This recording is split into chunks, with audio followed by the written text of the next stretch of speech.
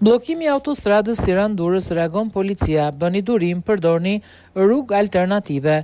Qarkullimi në Tiranë dhe në zonat hyrëse dalëse të saj është rënduar ndjeshëm ditët e fundit pas mbylljes së përkohshme të autostradës Tiranë-Durrës për shkak të punimeve të planifikuara nga Autoriteti Rrugor Shqiptar të njoftuar në 10 tetor. Policia ka dalë me një deklaratë në lidhje me këtë situatë.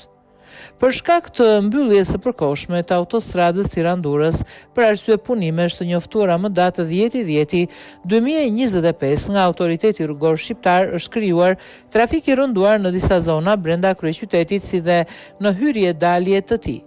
Shërbimet e policisë rrugore dhe patrulla e përgjithshme ndodhen në çdo kryqëzim dhe segment kryesor rrugor me qëllim menaxhimin dhe lehtësimin e qarkullimit. Policia e Tiranës u bën apel drejtuesve të automjeteve të tregojnë durim, të respektojnë sinjalistikën rrugore dhe udhëzimet e punonjësve të policisë, si dhe të përdorin rrugë alternative për të shmangur vonesat në lëvizje.